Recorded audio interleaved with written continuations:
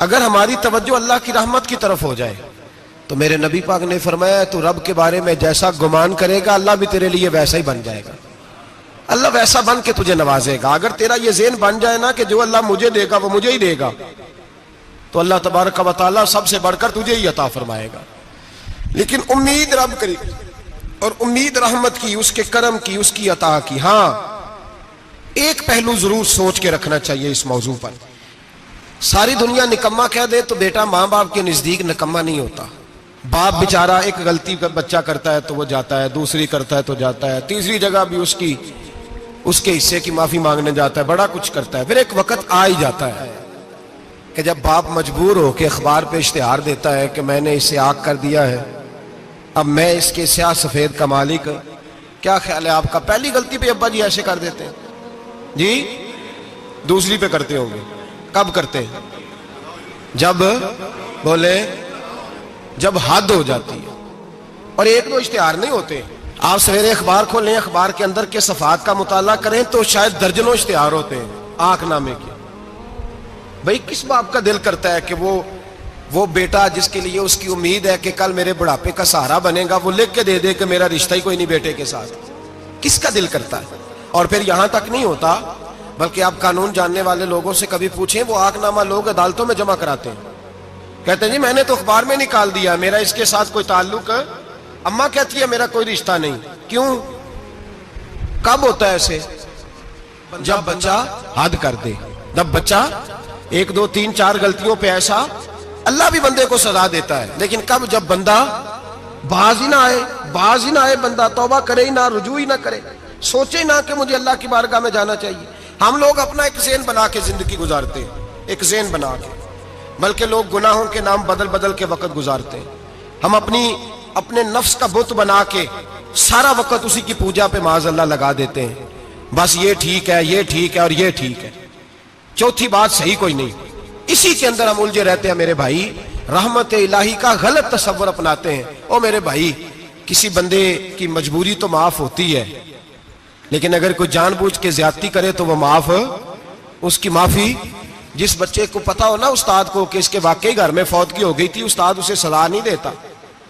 जिसका पता हो कि वाकई ये बीमार था तो उस्ताद उसे क्लास में खड़ा नहीं करता। जिसका पता हो कि ये ज्यादती कर रहा है, जानबूझ के कर रहा है, उस्ताद उसे डंडों से मारता है और ज्यादा मारता है। कहता है तू नालायक है, तू जानबूझ के करता है। मेरे भाई अल्लाह की रहमत है, हर एक पे बरसती है। लेकिन एक बंदा खड़ा ही हो जाए रब के मुकाबले में, वो ना नमाज पढ़े, ना मस्जिद आए, ना कोई काम करे, ना वो दीन की तरफ तवज्जो करे, ना वो कभी अल्लाह से इस्तिगफार करे, ना वो कभी जायज काम की तरफ तवज्जो करे, सारी जिंदगी हराम इकट्ठा करे, नाजायज करे, तो अब तूने हद कर दी। तेरे पास गजब आया नहीं, बल्कि तूने गजब को आवाज दी है। तूने अल्लाह के गजब को, बोलिए, अल्लाह के गजब को, गजब होना और होता है और गजब को आवाज देना, बोलिए, गजब को आवाज देना, इनमें फर्क है मेरे भाई, याद रखें। हम आवाज देते हैं गजब को, गजब होता नहीं। देखें नबी करीम सल्लल्लाहु अलैहि वसल्लम, और ये हदीस आपने याद रखनी है, ये याद रखनी है। नबी पाक सल्लल्लाहु अलैहि वसल्लम ने ना बहुत कम लोगों को बेवकूफ कहा है। हमारे जमाने में तो आम लफ्ज है ना बेवकूफ कहना। अल्लाह के रसूल सल्लल्लाहु अलैहि वसल्लम ने बहुत कम लोगों को बेवकूफ कहा। मुस्नद इमाम अहमद बिन हंबल की हदीस है, नबी करीम अलैहिस्सलाम ने फरमाया वो अहमक है, वो बेवकूफ है। नबी पाक फरमा रहे हैं। और मैंने कहा कम लोगों को हुजूर बेवकूफ कहते थे। नबी करीम अलैहिस्सलाम ने फरमाया वो बंदा बेवकूफ है जो सारा दिन अल्लाह की नाफरमानी करता है और फिर भी रब की रहमत की उम्मीद करता है, तो बेवकूफ है। सुबह से शाम तक लगा हुआ है, मैंने नहीं अल्लाह माननी, मैंने नहीं तेरी माननी, माज अल्लाह मैंने नहीं माननी। शाम होती है तो कहता है अल्लाह बड़ा मेहरबान है, बख्श देगा। तो बेवकूफ है, तू बेवकूफ है। तू बता ना क्या मजबूरी थी नमाज ना पढ़ने की? किसने तुझे गन पॉइंट पे कहा था हराम खाने को? और फला आदमी की तूने गीबत की तो तेरा उसमें क्या फायदा था? ये जो तूने सिर्फ 10 बंदों को हंसाने के लिए झूठा लतीफा सुनाया, इसमें तेरा क्या नफा था? तू सुबह से शाम तक नाफरमानी करता है, शाम को कहता है अल्लाह करीम है माफ कर देगा, अल्लाह मेहरबान है माफ कर देगा। उस्ताद मेहरबान होता है कि नहीं? फेल क्यों करता है इम्तिहान में? बोले उस्ताद बाप होता है ना, उसका दिल करता है शागिर्द फेल हो जाए, तो क्यों करता है?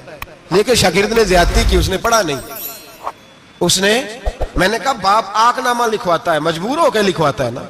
ओ भाई याद, बड़ी प्यारी मिसाल मुल्ला रूमी लिखते हैं, कहते हैं मेरे गांव की एक बीबी थी, उस बीबी ने एक बछड़ा पाला हुआ था। देहातों में ना बूढ़ी माएं बछड़े को पेड़ा देती थी और नाम भी रख लेती थी, किसी ने मिठू नाम रखा होता था, किसी ने कोई नाम।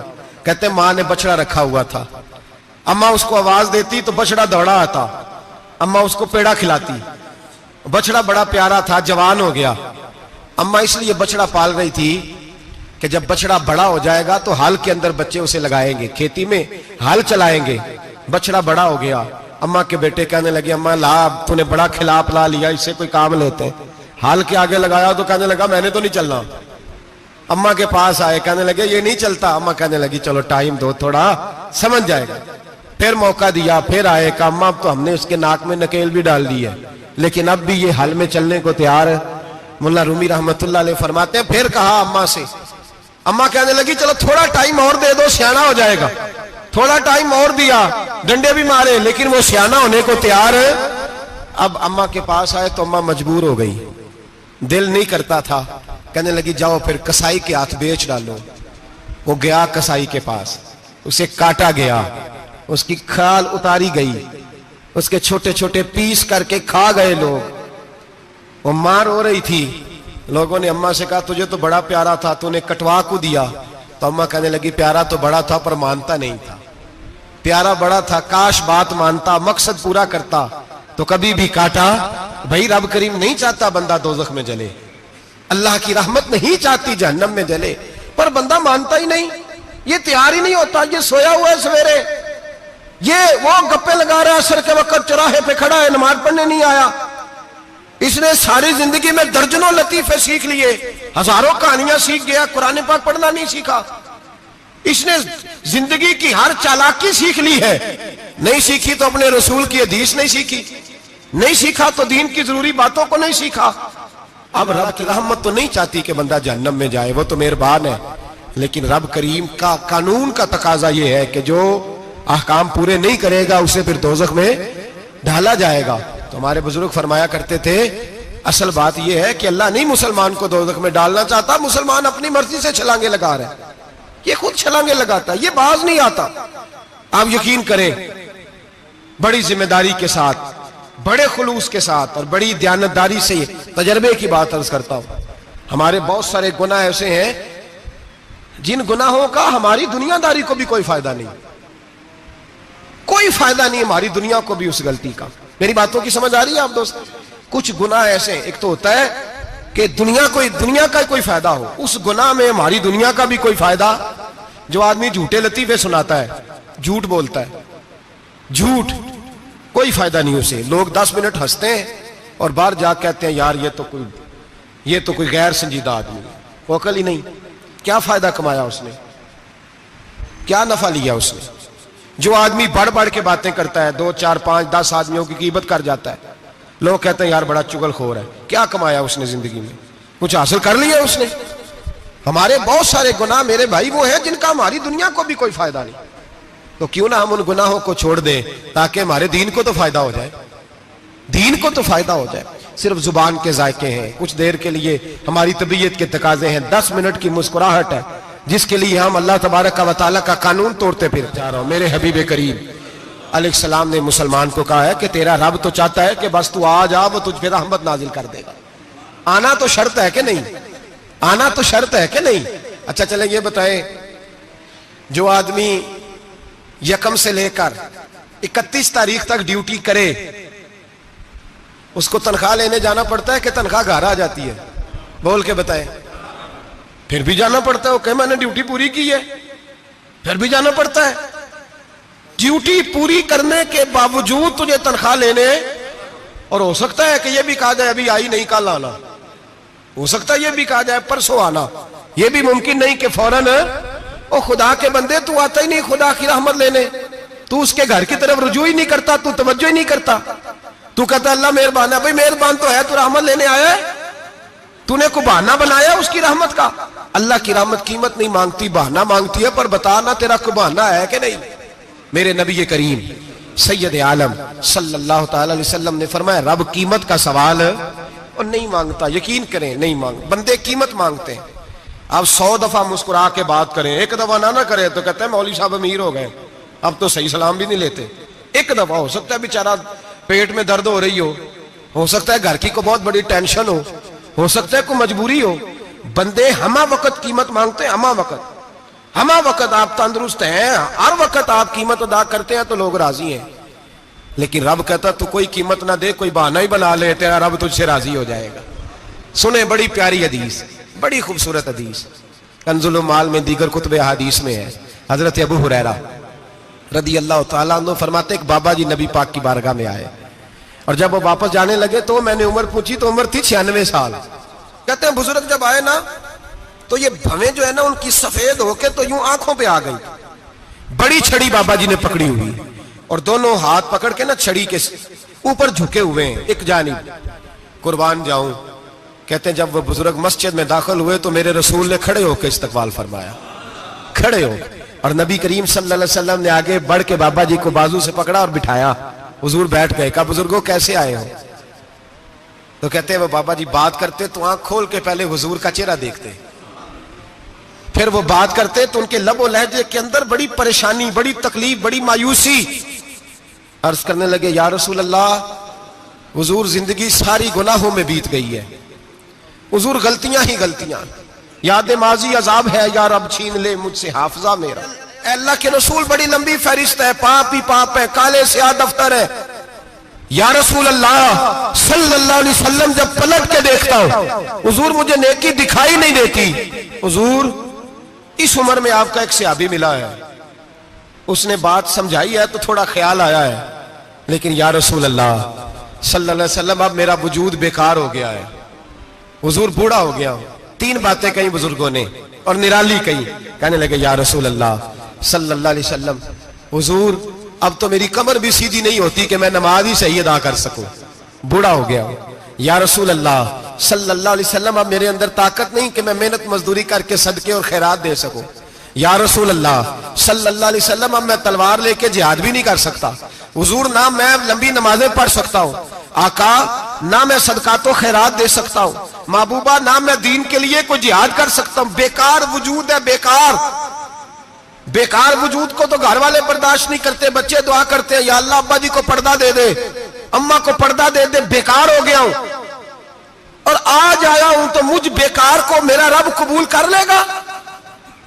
आज कलमा पढ़ूं तो बेकार हूं, किसी काम का नहीं, ना नमाज ना सदकात ना जिहाद, कबूल कर लेगा। हजरत अबू हुरैरा फरमाते हैं जैसे बरसात में बारिश की झड़ी लगती है, यूं मुस्तफा की आंखों से झड़ी लग गई। हुजूर खुल के रोए, खुल के।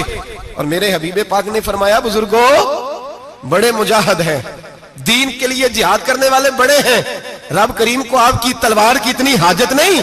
और फरमाया उसके खजाने कोई खाली तो नहीं कि आप ही गोया सदका देंगे तो भरे जाएंगे। और फरमाया फिर रब करीम की शान में इजाफा नहीं करती इबादतें, वो तो बंदे को नफा देती हैं।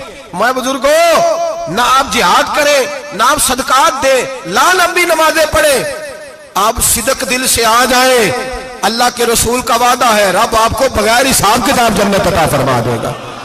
आना तो शर्त है कि नहीं, आए तो सही, ना पहुंचे तो सही, आ जाए, उसको नहीं आ जाए सदका तो खैरात की जिहाद की तबलीग, आए तो सही ना। इन्ना लाबदा इज़ा तारफा सुम्मा ताबा ताबल्लाहु अलैहि। मेरे हबीब ने फरमाया बंदा जब रो के कहता है ना या अल्लाह गलती हो गई माफ कर दे, फरमाया मेरा मालिक उसे फौरन ही माफ फरमा देता है। तू आ तो सही, तू आता ही नहीं, तू आ ही नहीं रहा, तू घर में बैठा हुआ है, तू सोया हुआ है, तू दुकानदारी कर रहा है, तू पैसे गिन रहा है, तू आया ही नहीं, आ तो सही। बल्कि मेरे नबी पाक फरमाते हैं जब अल्लाह पाक का भागा हुआ गुलाम आता है फिर तो अल्लाह ज्यादा राजी होता है, फिर तो अल्लाह ज्यादा राजी होता है, ज्यादा राजी होता है। तो आ तो सही, पहुंच तो सही। बल्कि सूफिया तो और बात करते हैं, वो कहते हैं तू कभी भूल के भी रब रब करे तो अल्लाह तो उसे भी कबूल कर लेता है, भूल के। मुल्ला रूमी कहते हैं बनी इस्राइल का बंदा है, सनम पत्थर को कहते हैं, बुत को कहते हैं, बुत के सामने खड़ा है और सारी रात कहता है या सनम या सनम या सनम, ए पत्थर ए बुत, सारी रात पुकारता रहा। रात गहरी हो गई, नींद का गलबा, थक गया, सोने के करीब आया तो गलती से मुंह से निकल गया या समद, या सनम की जगह निकल गया। रब करीम ने फरमाया जिब्रील दौड़ के जा, जो मांगता है इसे दे दे। हजरत जिब्रील अर्ज करते हैं मौला भूल के तेरा नाम ले रहा है, भूल के ले रहा है। तो रब करीम ने फरमाया चल नाम तो मेरा ही ले रहा है ना, मेरा ले रहा है ना या अल्लाह। वो अल्लाह करीम ने फरमाया झूठे के सामने सारी रात का खड़ा है, सारी रात का पुकार रहा है, उसे कुछ नहीं मिला तो सच्चे का नाम लिया है। अगर मैं भी कुछ ना दूं और बुत में और मुझ में फर्क क्या रह जाएगा। जा जो मांगता है झोली भर के दे, नाम तो लिया है ना। ओ भाई तू बहाना तो बनाना, वो आ तो सही ना, तू यहां आ जा, पहुंच जा, आ जा, बस बैठ जा, उसकी बारगाह नाज में हाजिर तो हो ना। तुझे फुर्सत ही नहीं, तू यारों के लिए टाइम निकालता है, बाजारों के लिए टाइम निकालता है, गलियों के लिए टाइम निकालता है, चौकों चौराहों के लिए टाइम निकालता है, हफ्ते में एक दिन होटलिंग के लिए भी जाता है, लेकिन कभी छुप के 2 नफलों की तुझे तौफीक नहीं होती। और मैं कई दफा कह चुका हूं, जिस बंदे को बगैर इबादत के रिज़्क ज्यादा मिलने लग जाए उस पर आजमाइश होती है रब करीम की। अल्लाह फरमाता है इसको पैसे दो, इसे आने ना देना, इसको को चल पैसे दौड़ जा। लोग समझते हैं मैं बड़ा ज़हीन हूं, अक्लमंद हूं, देखो मैं अपनी होशियारी से चालाकी से आगे निकल गया। तो आजमाइश है, ये तो आजमाइश है रब करीम की तरफ से, ये तो उसकी खुफिया तदबीर है मेरे भाई। उसकी बारगाह नाज तक जो आ गया, आना तो हमारी जिम्मेदारी है कि नहीं। फिर उसकी रहमत आगे बढ़ के इस्तकबाल कर लेती है, फिर अल्लाह का फजल उसको थाम लेता है उस बंदे को। और खुदा की रहमत कितनी ज्यादा है। मेरे हबीब करीम सैयद आलम सल्लल्लाहु अलैहि वसल्लम ने फरमाया अल्लाह ने अपनी रहमत के 100 हिस्से किए। कितने? हुजूर फरमाते हैं एक हिस्सा अल्लाह ने दुनिया में नाजिल किया है। कितना? एक हिस्सा। फरमाया ये जो माँ बेटे से प्यार करती है, बाप बेटे के लिए मजदूरी करता है, जो बहन भाई के लिए रोती है, ये जो बीवी शौहर के लिए दुआ मांगती है, ये जो बच्चे माँ बाप से प्यार करते हैं, फरमाया ये उस एक रहमत का नतीजा है, एक रहमत का नतीजा। तो सहाबा कहने लगे या रसूलल्लाह वो 99 किधर है? नबी पाक ने फरमाया रब करीम ने संभाली हुई है, कयामत के दिन तुम्हें अता फरमाएगा। अभी तो एक नाज़िल की है, अभी अल्लाह ने। एक बुजुर्ग थे, हमें तफसीर पढ़ाया करते थे, तफसीर के उस्ताद थे। मैंने उनसे एक दिन कहा, मैंने कहा हज़रत साहब कुछ बातों में ना मैं अड़ जाता हूं, मैं अपने आप को इतना लायक नहीं समझता, तो कहीं कहीं ना ज़हन उलझ जाता है, तो कभी उलझ जाता हूं। एक सवाल कई दिनों का है, उसूल तफसीर का मसला है, तो जरा कुछ चीजें ऐसी होती हैं बुजुर्ग कहते हैं जो किताबों से नहीं मिलती, सिर्फ सीनों से मिलती हैं। कोरस तो फकत लफ्ज ही सिखाते हैं, ये आदमी है जो आदमी बनाते हैं। मैंने कहा साहब ये समझ नहीं आई कि यहां भी साहब वहां भी साहब। कहने लगे जी किस तरह? मैंने कहा जी यहां कब्र में भी सवालों के जवाब और फिर कयामत में भी। मुझे कहने लगे जाओ इमाम राजी की तफसीर उठा के लाओ। मैं तफसीर उनके सामने ला के रखी, तो कहने लगे ये सैयदना यूसुफ अलैहिस्सलाम का वाकया जरा देखो तफसीर यूसुफ में, उसमें एक अजीब बात लिखी है। हजरत यूसुफ अलैहिस्सलाम के जमाने में कहत हो गया, तो जनाब यूसुफ अलैहिस्सलाम ने, क्योंकि आप अल्लाह के नबी से पहले से जान गए कहत होगा, तो हजरत यूसुफ ने गंदम पहले स्टॉक कर ली थी बहुत ज्यादा। बाकी इलाकों में जब कहत पड़ा ना, अब सब लोगों ने मिस्र की तरफ रुझान किया गंदम लेने के लिए। तो हजरत यूसुफ अलैहिस्सलाम ने ना शहर के दरवाजे पर बंदे खड़े कर दिए। फरमाया जो बंदा आए ना उससे 2 सवाल पूछना, जो आएंगे लोग गंदम खरीदने, जो आए 2 सवाल पूछना। एक पूछना कहां से आया है, और एक पूछना लेके क्या आया है। एक पूछना, समझ आ रही है बात, और दूसरा पूछना कि लेके सोना लेके आया है, चांदी गंदम खरीदनी है तो क्या चीज लेके आया है, कि नगद पैसे लाया है, ये पूछ लेना। जो आए 2 बातें पूछना, एक पूछना कहां से आया है और दूसरा पूछना क्या। एक रवायत में 3 सवाल भी हैं, लेकिन फरमाया पूछना 2 सवाल जरूर। इंतजार था ना भाइयों का, किनान से आने वालों का। फरमाने लगे सबसे 2 सवाल पूछना, जब किनान वाले आए ना उनसे सिर्फ इतना पूछ लेना कि वो कहां से आए हैं। अगर पूछे ना किनान से आए हैं तो फिर ये ना पूछना क्या लेके आए हैं, फिर मैं जेब में खुद टटोल लूंगा वो क्या लेके आए। बाकियों से 2 सवाल। जब मेरे भाई आए ना, भाई भाइयां दे वैरी हुंदे ते भाई भाइयां दियां बावां, जब मेरे भाई आए तो उनसे ये नहीं पूछना कि वो क्या, बस ये पूछना कि कहां से, इतनी बात पूछना, बाकी मैं पूछ लूंगा। आप फरमाने लगे रब भी फरिश्तों से कहता है तुम कब्र में ना मेरे बंदों से ज्यादा सवाल ना करना, बस ये पूछ लेना मुझे मानते हैं, मेरे नबी को मानते हैं। कब्र में तुम इतने सवाल पूछ लेना, बाकी लेके क्या है वो मैं खुद ही पूछ लूंगा। फरिश्तों के सामने रब करीम अपने बंदे को बेआबरू करना, बस तू ये बता दे अल्लाह रसूल को मानता है कि नहीं। बाकी जो तेरा हिसाब किताब है ना, अल्लाह फरमाते हैं मैं क़यामत में कर लूंगा, मैं पूछ लूंगा इसका क्या इलाज करना है, बस तुम इतना बता दो, मुझे मानते हो, मेरे रसूल को, मेरे भाई, मेरे नबी करीम अलैहिस्सलाम फरमाते हैं जो बंदा तौबा करने वाला था, अल्लाह की बारगाह में आने वाला था, बार बार तौबा करता था, एहसास रहता था, उसे एहसास था, आया करता था, फिर भी गलतियां हो गई, क़यामत के दिन रब करीम अपने फजल की चादर उस पर डालेगा, फजल की चादर डालेगा, और रब करीम उससे पूछेगा ये गुनाह किया था, और नबी पाक फरमाते हैं उसने बड़े भी गुनाह किए, अल्लाह छोटे छोटे गुनाहों के बारे में पूछेगा, ये गलती की थी, ये गुनाह, बंदा डर रहा है, वो कह रहा है पता नहीं सजा क्या मिलेगी, क्योंकि दुनिया में भी डरता रहा, यहां भी डर रहा है, शर्त यह है कि एहसास वाला हो, आता रहो, फिर भी गलतियां हो गई, ख्याल करता था, मेहनत करता था, नेक होने की जद्दोजहद करता था, कोताहियां रह गई, ये गुनाह किया था या अल्लाह भूल गया था, ये गुनाह किया अल्लाह मुझसे गलती हो गई, यहां भी किया था या अल्लाह गलती हो गई। नबी पाक सल्लल्लाहु अलैहि वसल्लम फरमाते छोटे छोटे गुनाह अल्लाह दिखा रहा है और उससे कह रहा है ये किया था, मानता जा रहा है। रब करीम फरमाता है पता है मैं तेरे साथ क्या करने वाला हूं, टांगे कांप गई, या अल्लाह पता नहीं, फरमाया मैं तुझे इन गुनाहों के बदले नेकियां देने लगा हूं, इन गुनाहों के बदले नेकियां। नबी पाक फरमाते फटाफट ही बोल पड़ा, कहने लगा या अल्लाह मैंने तो बड़े बड़े गुनाह भी किए, अगर तूने गुनाहों के बदले नेकियां दे दिया तो मेरे तो बड़े बड़े पाप भी हैं, वो दूसरे किधर है। तो मेरे हबीब करीम अलैहिस्सलातु सलाम फरमाते रब मुस्कुराएगा जो रब की शान के लायक है। अल्लाह फरमाएगा तेरे दिल में एहसास था, तू आया करता था, तू तौबा करता था, तू मेरी बारगाह नाज में आता था, पता तेरे ऊपर चादर क्यों डाली है? या अल्लाह नहीं, फरमाया मैं तुझे अपनी रहमत की चादर में छुपा के जन्नत में दाखिल करना चाहता हूं। मेरे भाई तू आ तो सही, तू पहुंच तो सही, खुदा रहा। ये जो जितनी दुनियादारी है ना, ये तो आप हर वक्त करेंगे तो राजी होंगे लोग, हर वक्त। और ये जो हमने प्लानिंग की हुई है ना कि मैं फलाना काम करके सियाना हो जाऊंगा, तो इतनी मोहलत नहीं दी अल्लाह पाक ने। वो कहता फौरन आ, अपनी मनसूबाबंदी बदले, रहमत इलाही की जानिब तवज्जो करे, अपना जहन रब करीम के बारे में करम वाला बनाए और ये इरादा करे कि मैं उसकी बारगाह में आऊंगा तो वो मुझे अता करेगा। अपने बाजू पे भरोसा ना करे, अपनी अकल पे भरोसा ना करे, भरोसा जब भी करे खुदा की रहमत पे करे, उसके फजल पे करे, उसके करम पे करे, और जहन बनाए कि अल्लाह माफ करने वाला है।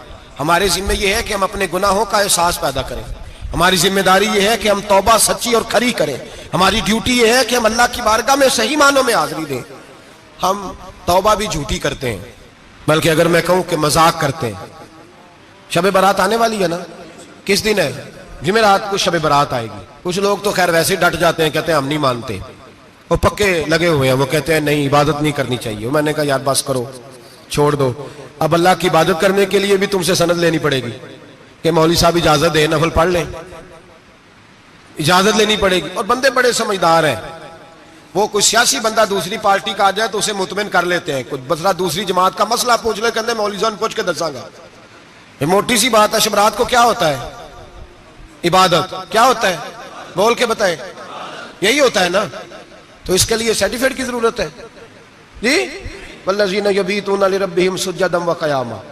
अल्लाह फरमाते हैं मेरे बंदे सारी रात गुजार देते हैं या क़याम करते हुए या सजदा करते हुए, इसके लिए सर्टिफिकेट की जरूरत है। बड़ी जल्दी मसला पूछने आ जाते हैं लोग। हाँ, एक वो है जो मानते ही नहीं सिरे से, एक वो है जो बड़ा अजीब मानते हैं। वो कहते हैं शबरात है, छोटा गोश्त ही नहीं मिल रहा दुकान से। भाई शबरात गोश्त खाने का दिन है, हलवा खाने का दिन है शब बारात, मौज करने का दिहाड़ा आ गया शब बारात। शबरात आई, अब पहले किलो गोश्त आता तब 2 किलो ले लो। ये कौन सा तरीका है शब बारात मनाने का? और फिर शब बारात मनाई जाएगी, मेराज शरीफ से पटाखे चल रहे हैं रोज शाम को, चलते हैं ना? नहीं, मैं क्या अरे मैनू गलती लगती, तुसी बोले नहीं ना, चलते हैं पटाखे। कौन बेचता है पटाखे? हिंदू, सिख, यहूदी। चलाता कौन है? किसने कहा चलाने को? इसमें कोई किसी फिरके का भी इख्तलाफ नहीं होता। डरना चाहिए अल्लाह पाक से। अल्लाह जहन्नम की आग ठंडी करता है, हम जलाते हैं शबरात को। रब फरमाते हैं ठंडी होगी, हम जला रहे हैं। बच्चे पटाखों के पैसे पड़ोसी से लेके आते हैं कि हमसे लेते हैं? हम मना क्यों नहीं करते? जूते ना पॉलिश करने पे तो थप्पड़ लगते हैं, तो पटाखे वाले बच्चे को नहीं पूछा जा सकता? बाप की जिम्मेदारी है। और मुहद्दिसीन ने मसला लिखा है, अगर बच्चा नाबालिग कोई गलती करता है तो उसका बाप जिम्मेदार है, जवाब दे उसकी जगह पर। इनको समझाएं। शब बारात आएगी, फिर तौबा होगी, हर मस्जिद से रोने की आवाज आएगी, जोर जोर से लोग रोएंगे। तड़पेंगे, इज्तिमात होंगे, बड़े बड़े इज्तिमात होंगे, तौबा करेंगे लोग, करेंगे ना इंशाअल्लाह ताला, आएंगे ना लोग मस्जिदों में, फिर सवेरे झूठ बंद हो जाएगा ना, अगली सुबह मिलावट खत्म, कम तोलना खत्म। ये कैसी तौबा है? वो दुकानदार जो शबरात वाले दिन गलत सूजी फरोख्त कर रहा है, मिलावट वाली चीनी बेच रहा है, ताकि दवाइयों में धोखा देते हैं लोग, दवाइयों में धोखा देते हैं। एक डॉक्टर खुद मुझे कहने लगे, वो मेरे दोस्त हैं, हल्का फुल्का कोर्स किया हुआ है, कहते मेरे दोस्त हैं कई सारे लोग, तो एक ऐसा ही हमारे शोबे का आदमी था, तो अपने अब्बा जी को वो ड्रिप लगाने लगा, तो अब्बा जी कहने लगे, पुत्र मिन्नू असली ला दे तेरी मेहरबानी, मिन्नू असली ला दे तेरी मेहरबानी, लोखा अली ना ला दे। ये हाल हो गया। दवा, मुझे बताएं वो कौम इखलाकी तौर पे कितनी गिर चुकी है जो दवाइयों में जहर बेचती है, दवाइयों में। और मैं इंशाल्लाह किसी मौके पर तफसील से इस पर गुफ्तगू करूंगा, बड़ी तफसील से। मैंने बहुत सी मालूमात इकट्ठी की हैं कि कितना जुल्म करते हैं ये लोग, लिखने वाले भी, लाने वाले भी, बेचने वाले भी, कितने बड़े मुजरम है, सेहत के साथ खेलते हैं। सेहत 12 लाम दाम बरसरे, मतलब जिस आदमी ने धोखे का माल ला के रखा है शबरात वाले दिन के, रात तौबा भी करनी है और सवेरे ये बेचना भी है, वो तौबा करने आया है। जिसने धोखे का माल ला के रखा है कि सवेरे बेचना है और रात तौबा भी करनी है, वो तौबा कर रहा है कि मजाक कर रहा है? तौबा मेरी तौबा, अस्तगफिरुल्लाह, या अल्लाह माफ कर दे, ऊंची ऊंची आवाज में रो रहा है, और सवेरे सारे चक्कर वही हैं। ये कैसी तौबा है? तौबा क्या है? मेरे नबी पाक अलैहिस्सलाम के गुलामों ने तौबा की तकसीम की। हजरत हसन बसरी से किसी ने पूछी तौबा क्या है, तो आपने फरमाया तौबा ये है कि जब तू तौबा कर ले तो फिर उस जगह नजर ना आना जहां खड़े होने से रब रसूल नाराज होते। और फरमाया तौबा ये है कि जब तूने तौबा कर ली फिर वहां से गैर हाजिर ना होना जहां हाजिरी का तुझे अल्लाह रसूल हुक्म देते हैं। ये तेरी तौबा है। और अगर तू ऐसा नहीं करता फिर तूने तौबा नहीं की, फिर तूने मजाक किया। मेरे भाई, रहमत इलाही आवाज देती है की तरफ रुजू करें, दौड़े और रहमत की उम्मीद रख के आएंगे। समझ ले कि अल्लाह पाक, मैं एक बात अक्सर करता हूं, नबुव्वत का दरवाजा बंद हुआ है। दाता गंज बख्श अली अजमेरी ने कहीं नहीं लिखा था कि मेरे बाद अली बिन उस्मान अजमेरी दूसरा नहीं आ सकता। हजरत मुजद्दद साहब कहीं नहीं लिख के गए कि दूसरा मुजद्दद अल्फसानी पैदा नहीं होगा। हजरत बाउलक नक्शबंद बुखारी ने कहीं नहीं कहा कि मेरे जैसा वली नहीं हो सकता। बुजुर्गों ने कभी नहीं कहा। तू जदोजहद तो कर। इकबाल कहते हैं आज भी हो अगर इब्राहिम का ईमान पैदा, आग कर सकती है अंदाजे गुलिस्तां पैदा। तू प्रोग्राम तो बना, आगे की तरफ तो सफर कर। मेरे नबी करीम सैयद आलम सल्लल्लाहु अलैहि वसल्लम ने फरमाया तेरे आ जाने से तेरा रब राजी हो जाता है। जब तू आता है तो तेरा अल्लाह राजी हो जाता है। ये जो हमारी मुश्किलात होती है ना, जिनमें हम उलझे होते हैं, वो जो हमें जादू हो जाता है, तवीज कर देते हैं हमारे करीबी रिश्तेदार, वो तवीज नहीं होते, वो हमारे अमाल की सजा होती है, हमारे अमाल की सजा होती है।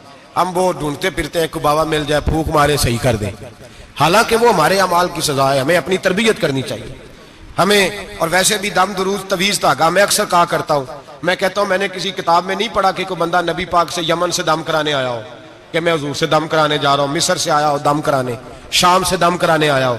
मेरे नबी पाक के पास जो भी आया करता था, नबी पाक का दीन सीखने आया करता था। दम दुरूद तो एक जिमनी चीज है, जिल्ली चीज है, हो गया तो ठीक है, वरना अल्लाह पाक अगर बीमारी में राजी है तो नबी पाक ने खुद बीमारी को सीने से नहीं लगा के रखा। खुद अल्लाह के महबूब सैयद आलम सल्लल्लाहु अलैहि वसल्लम का विसाल बीमारी के साथ हुआ, तो बीमारी तो मुरीदनी है मेरे नबी पाक की, वो तो कनीज है हुजूर के घर की। आम दाम बरसरे, मतलब खरी तौबा, सच्ची तौबा। और किस तरह की तौबा?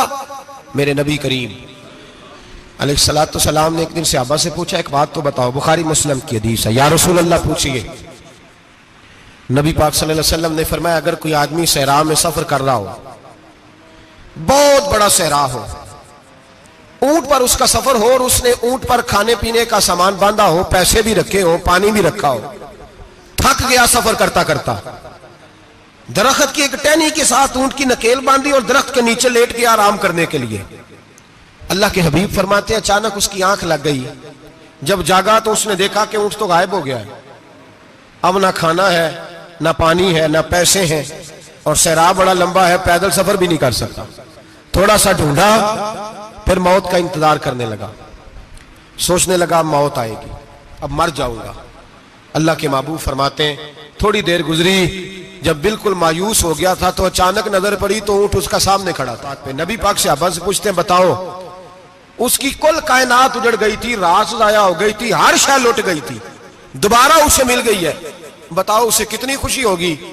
सहाबा कहने लगे या रसूल अल्लाह, नई जिंदगी मिल गई उस बंदे को, वो सारी दुनिया से ज्यादा राजी है। तो मेरे करीम रसूल सल्लल्लाहु अलैहि वसल्लम ने फरमाया, रब करीम का नाफरमान बंदा जब उसकी बारगाह में आके तौबा करता है तो अल्लाह इससे भी ज्यादा राजी हो जाता है। नाफरमान जब आके कहता है या अल्लाह माफ कर दे, आइंदा नहीं करता, मैं, अल्लाह तो राजी हो जाता है। और हबीब पाक अलैहिस्सलाम फरमाते हैं वो इतना करीम है, जब बंदा अपने रब से सुलह कर लेता है, तौबा कर लेता है, तो अल्लाह जमीन को कहता है तू भूल जा, मेरे बंदे ने गुनाह किया ही नहीं।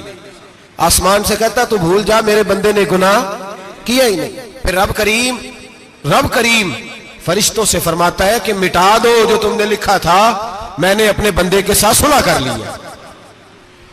शबे बारात को आएंगे मस्जिद में इंशाल्लाह, कितने बजे? हाँ नहीं, जो सोचिए ही नहीं है इस पासे थे।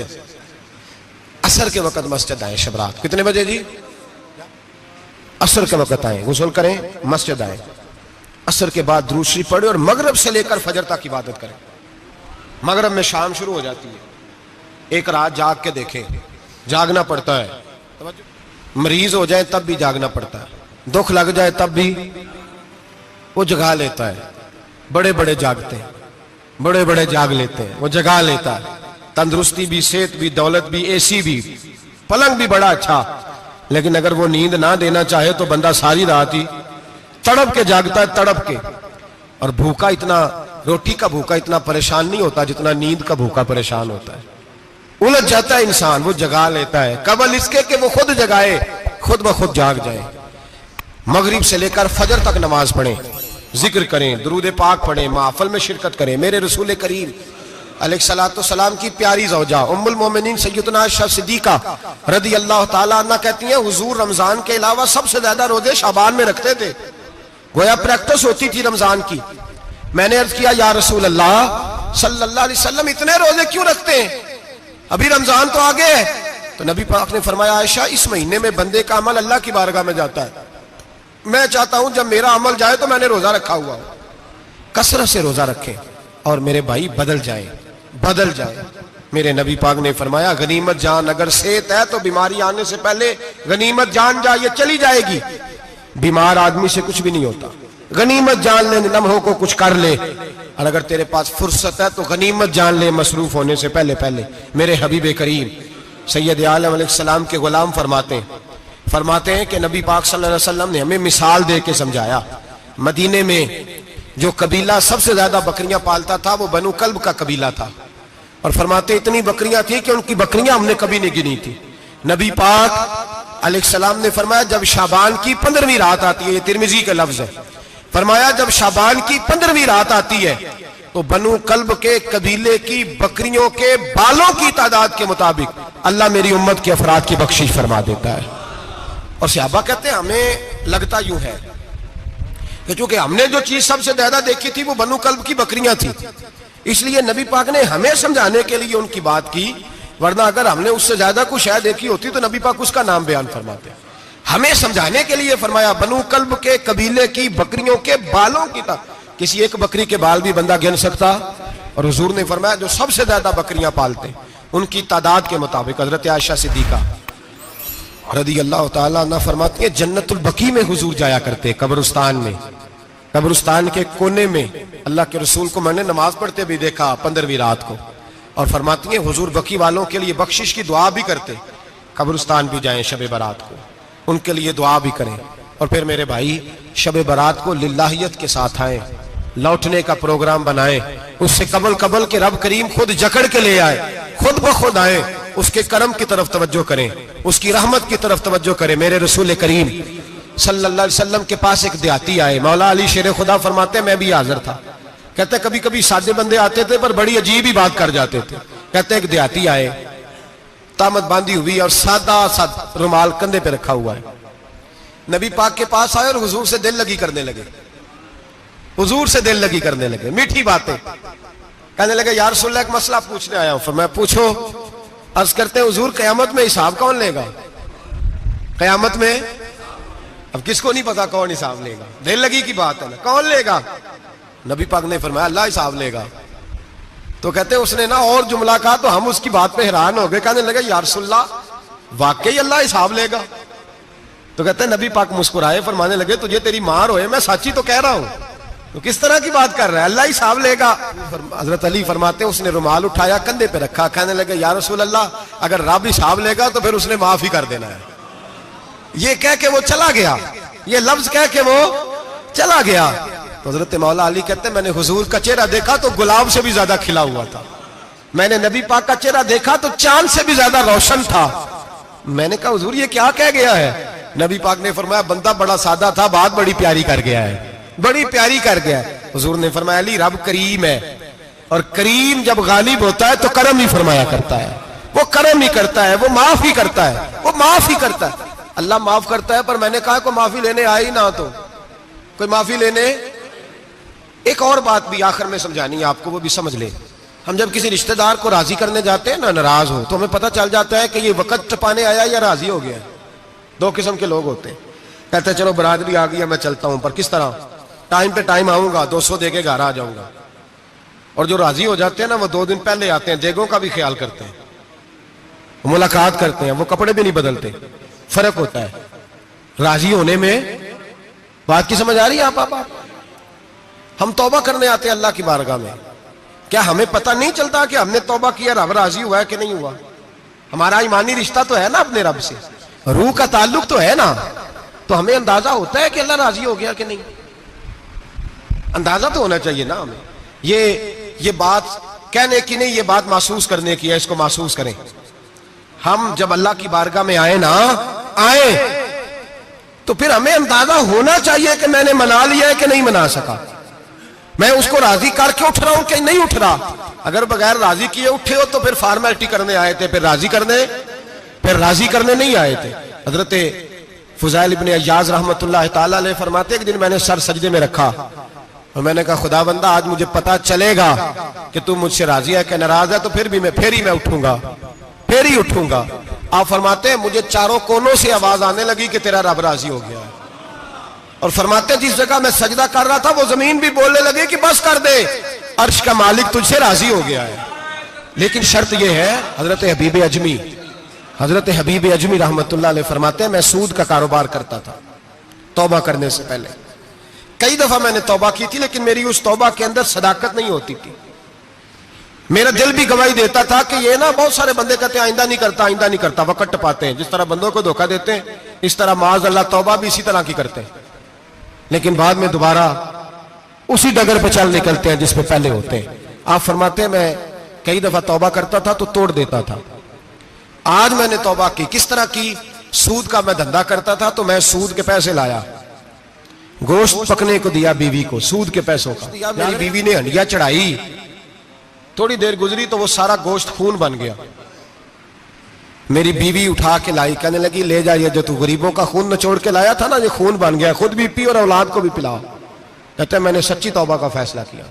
आज पहले मैं सच्ची तौबा का इरादा नहीं कर, आज सच्ची तौबा का फैसला किया और मैं निकला हजरत हसन बसरी के पास गया, उनकी बैत हुआ, तौबा की, उन्होंने मुझे अमाल बताए, खरी तौबा की। कहते जब तौबा के लिए घर से निकला तो छोटे छोटे बच्चे खेल रहे थे। एक बच्चा कहने लगा पीछे हट जाओ, बहुत बड़ा सूदिया है, इसका साया भी पड़ गया तो हमारे अंदर नहुसत आ जाएगी, पीछे हट जाओ, सूद का धंधा करता है। कहते मुझे और चोट लगी कि या अल्लाह तेरी छोटी छोटी मखलूक भी ये समझती है। कहते मैं तौबा करने गया तो खरी तौबा करके आया, हज़रत हसन बसरी के पास रो रो के तौबा की। मैं वहां से वापस आया तो बच्चे अभी खेल रहे थे। कहते वो बच्चा जो पहले बोला था कि पीछे हट जाओ बड़ा सूद वाला है, नहुसत पड़ जाएगी, वो बच्चा फिर आवाज देके कहने लगा दोस्तों पीछे हट जाओ, रब करीम का वली आ रहा है, अल्लाह का बंदा आ रहा है, कहीं ऐसा ना हो हमारे पैरों से गर्द रुड़े और इस वली के ऊपर पड़े और इसकी तौहीन हो जाए, अल्लाह हमसे नाराज ना हो जाए वली की तौहीन करके, पीछे हट जाओ। आप फरमाते हैं मैंने तड़प के आसमान की तरफ देखा और मैंने कहा या अल्लाह मुझे समझ आ गई है कि खरी तौबा क्या होती है, सच्ची तौबा, असल तौबा क्या होती है। झूठ मूठ की तौबा ना करें। शब बारात को आए और बड़ा दयानतदारी का मशवरा देता हूं, दिल को संभाल के आए। अगर झूठ नहीं छोड़ना, फरेब नहीं छोड़ना, हमने मस्जिद की हाजिरी की पाबंदी नहीं करनी तो फिर तौबा के लफ्ज पुकारना धोखा है, फिर ये धोखा है, फिर ये मजाक है, फिर मजाक ना करें। आना है तो खरी तौबा के इरादे से आए, खुल के आए। इंशाअल्लाह हर साल हम भी सारी रात यहाँ बैठते हैं, आपसे भी गुजारिश करेंगे कि छुट्टी ना करें, वक्त पे आए, मगरिब में आए, नवाफल अदा करें, ईशा के बाद नवाफल पढ़े। महफिल करने का मकसद ये होता है कि तिलावत से दिल नरम होता है, नात से दिल नरम होता है, तकरीर से इंसान की सोच बदलती है, तौबा की तरफ जाती है। ये सारे काम करके जब बंदा इस्तिगफार करता है, तौबा करता है, तो उसके लिए आसान हो जाता है, ज़हन बन जाता है। इसलिए वाज भी होगा, जिक्र भी होगा, दुआ भी होगी। वक्त को जाया न करें, रमजान करीब आने वाला है। बुजुर्ग कहते हैं अगर शब बारात पे सच्ची तौबा कर लोगे तो फिर रमजान में जो नेकियां करोगे वो तुम्हारे पास स्टॉक बन जाएगा, वो तुम्हारे पास खजाना इकट्ठा हो जाएगा। तौबा अभी से कर लो, मामला तभी से समेट लो, ताकि जब रमजान आए तो फिर नेकियां खजाना बन के जमा हो। हमेशा मिदहते खैरुल अनाम में गुजरे, दुआ है ये उम्र दरूद व सलाम में गुजरे। आखिर